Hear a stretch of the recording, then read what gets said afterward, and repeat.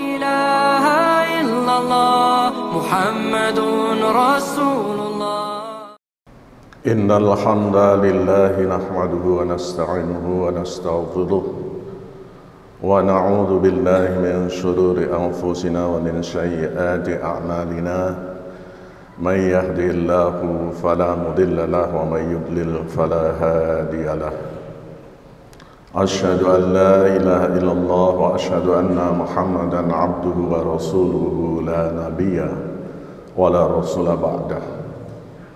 اللهم صل وسلم وبارك على محمد وعلى آله وصحبه أجمعين.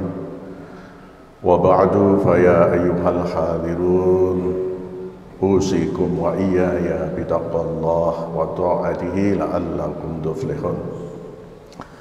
اتقوا الله حق تقاته ولا تموتن إلا وأنتم مسلمون. وقال الله تعالى في كتابه الكريم: أعوذ بالله من الشيطان الرجيم. بسم الله الرحمن الرحيم. لقد جاءكم رسول من أنفسكم عزيز عليه ما عنتم حريص عليكم بالمؤمنين رؤوف رحيم. وقال أيضا في آيات الأخرى: لقد من الله على المؤمنين إذ بعث فيهم رسولا من أنفسهم يتلو عليهم آياته ويزكيهم ويعلمهم الكتاب والحكمة وإن كانوا من قبل لفي ضلال مبين. Sadaqallahul azim. Sidang salat Jumat rahimakumullah. Puji dan syukur marilah kita panjatkan kehadirat Allah Subhanahu wa taala. Alhamdulillah pada siang hari ini kita masih diberikan umur panjang, diberikan kesehatan, diberikan kesempatan, taufik, hidayah dan inayahnya untuk hadir di majelis yang sangat mulia, majelis salat Jumat secara berjamaah.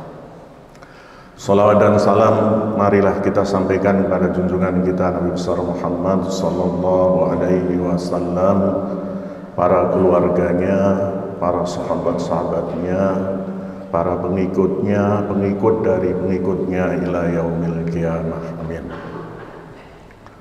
Sebagai khotib pada siang hari ini, izinkanlah yang pertama dan yang terutama saya berwasiat takwa pada jamaah sekalian dan pada diri saya sendiri. Marilah kita selalu berusaha dengan segenap daya dan upaya, dengan segenap kemampuan kita untuk selalu meningkatkan takwa kita kepada Allah dengan takwa yang sebenar-benar takwa. Dan hendaklah kita berusaha dengan segenap daya dan upaya kita agar kita tidak meninggalkan dunia ini dalam keadaan tidak berserah diri kepada Allah. Wala tamutunna illa wa antum muslimun. Tidak meninggalkan dunia ini dalam keadaan tidak berserah diri, punya konsekuensi, punya tanggung jawab yang besar. Karena apa? Karena kita tidak pernah tahu kapan kita akan dipanggil oleh Allah, dalam keadaan seperti apa, dalam situasi yang bagaimana. Sehingga ini mempunyai makna bahwa dalam setiap keadaan, dalam setiap kondisi, kita harus selalu berserah diri kepada Allah. Haitsuma kunta, dimanapun Anda sekalian berada. Sidang salat Jumat rahimakumullah, kita saat ini berada di bulan dalam kalender Hijriah adalah Rabiul Awal, dan dalam kalender yang ada di Indonesia kita berada pada tanggal 11 Rabiul Awal, dan insya Allah nanti malam adalah bulan tanggal 12 Rabiul Awal. Dan kita belajar dari tarikh Islam bahwa tanggal tersebut adalah tanggal di mana Rasulullah SAW 14 abad atau 15 abad yang lalu dilahirkan.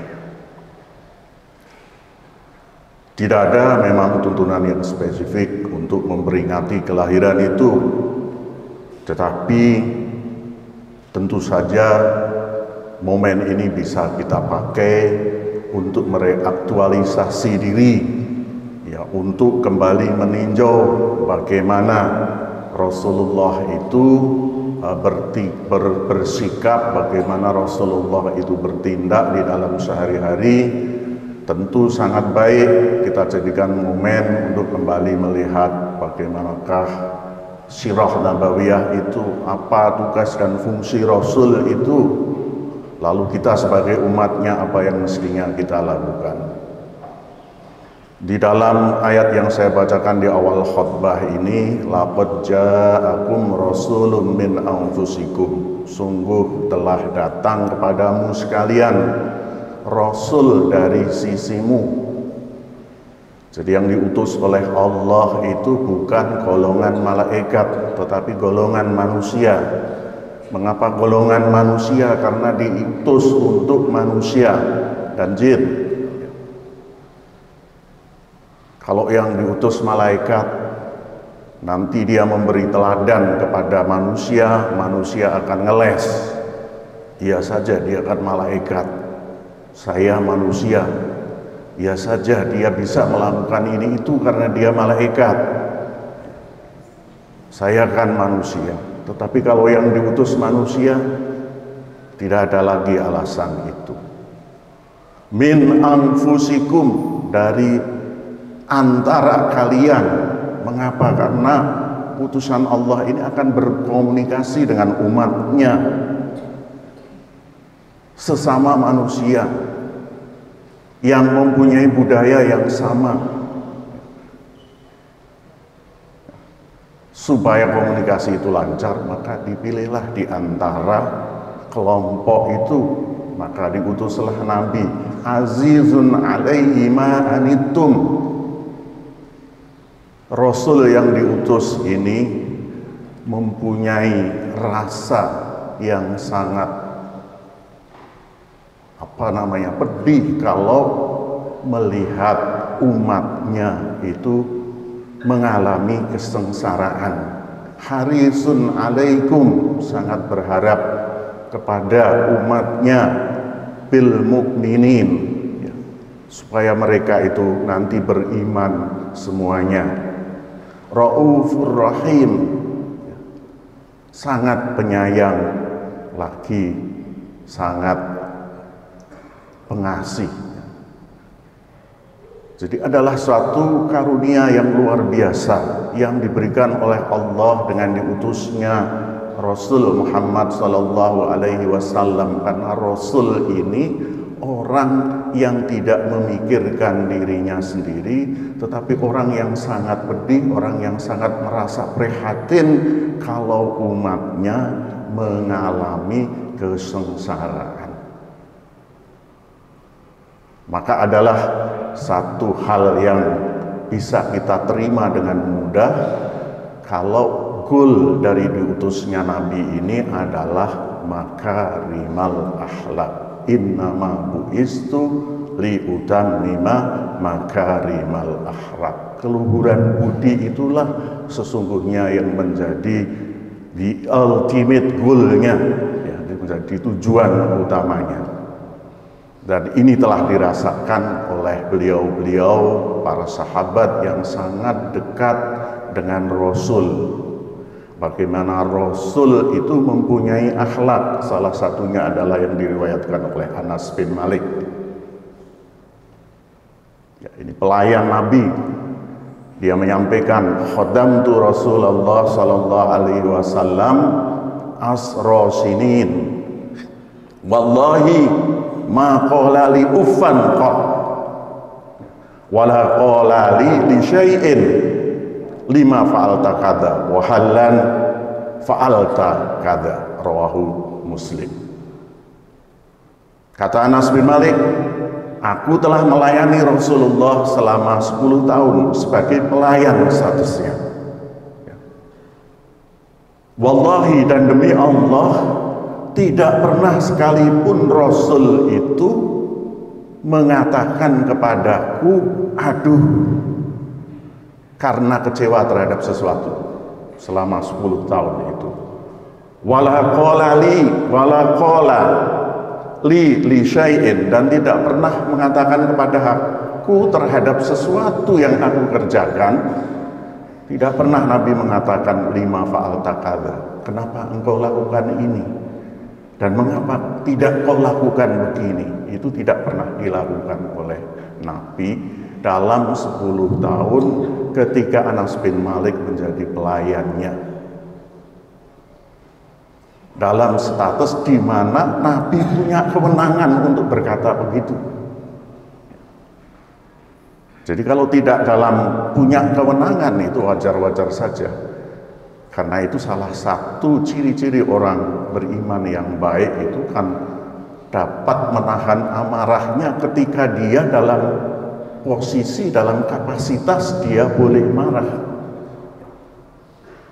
Ya, dalam kedudukan dia itu berhak marah, tapi dia dapat menahan marahnya, maka itu sesuatu yang luar biasa. Kalau kita tidak dalam posisi tidak boleh marah, misalnya seorang bawahan kepada atasan, dia menahan marahnya, itu wajar.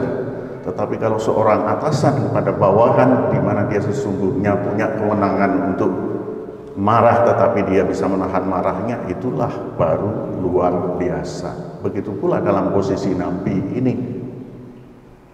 Sidang Jumat rahimahumullah, di ayat yang lain yang saya bacakan juga di awal khutbah ini, di surat Al-Imran ayat 164,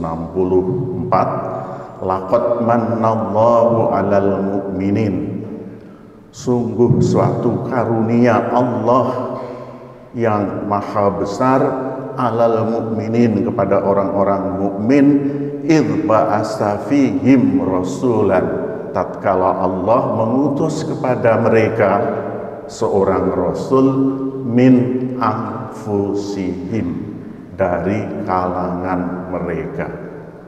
Jadi sekali lagi di ayat ini disebutkan rasul itu diutus dari kalangan mereka. Agar apa? Agar komunikasinya bisa lancar, agar tauladan-tauladan yang diberikan itu dapat dikerjakan juga oleh orang-orang lain karena sesama manusia. Apa tugas Rasul itu?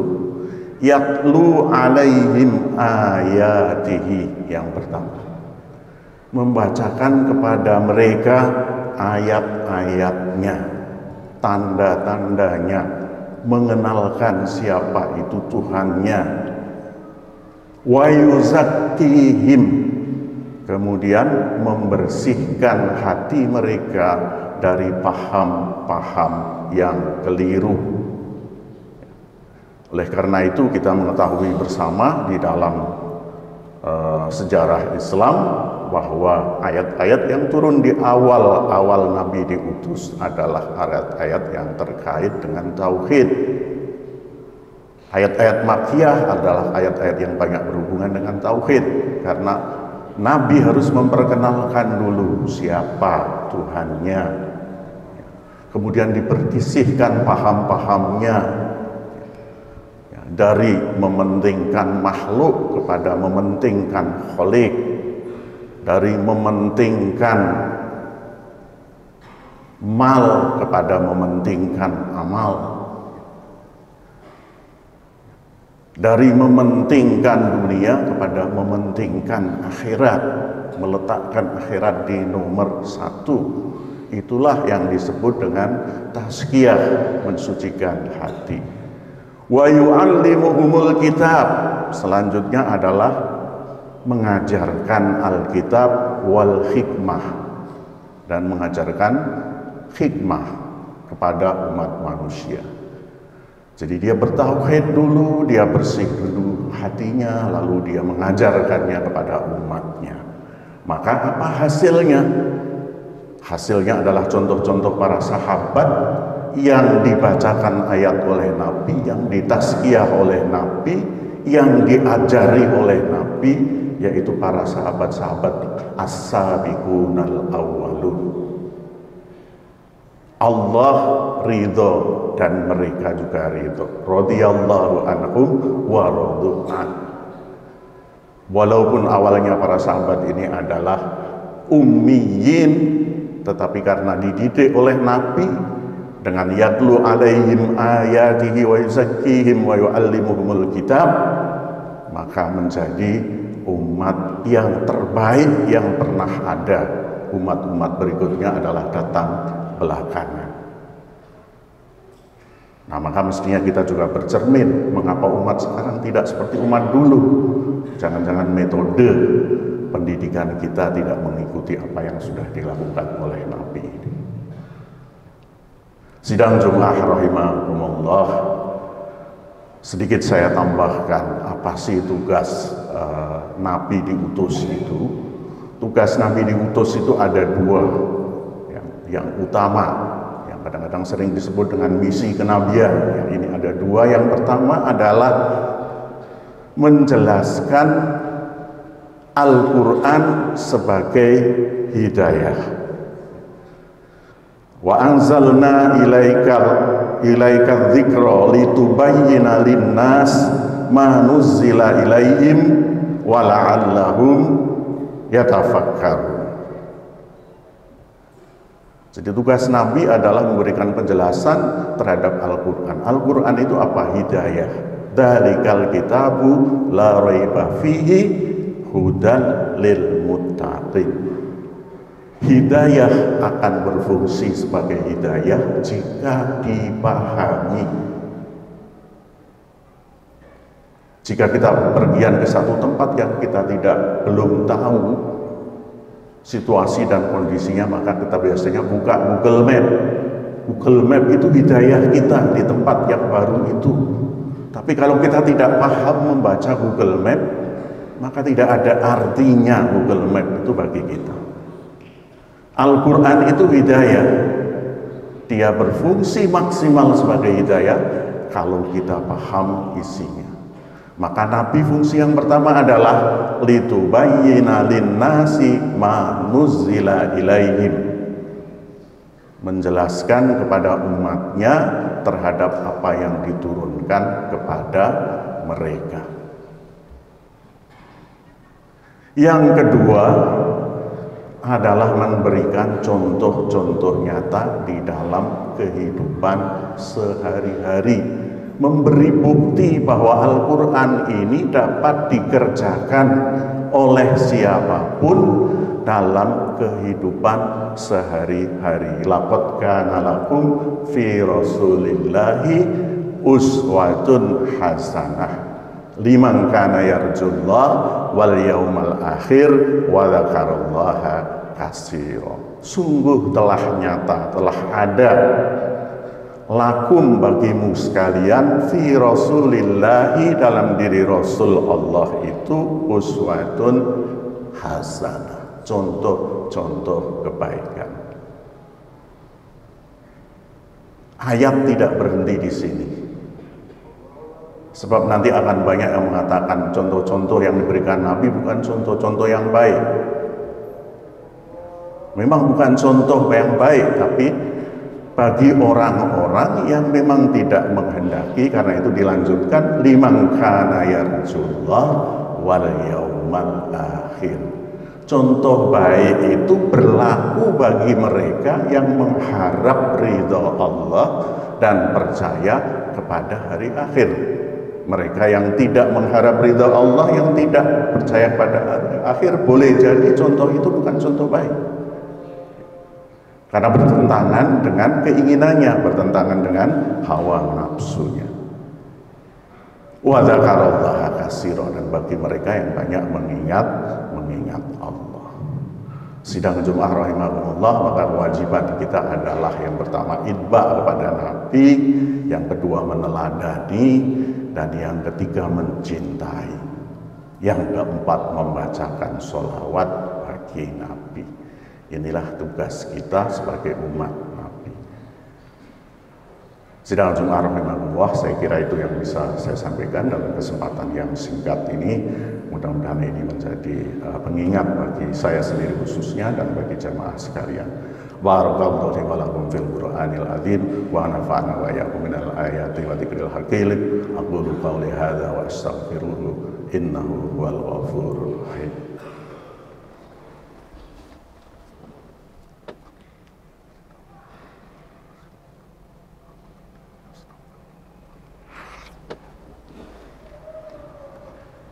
Alhamdulillah hamdan katsiran kama amar, asyhadu an la ilaha illallah wa asyhadu anna Muhammadar Rasulullah. Allahumma shalli wa sallim wa barik ala Muhammad wa ala alihi wa sahbihi ajma'in wa ba'du.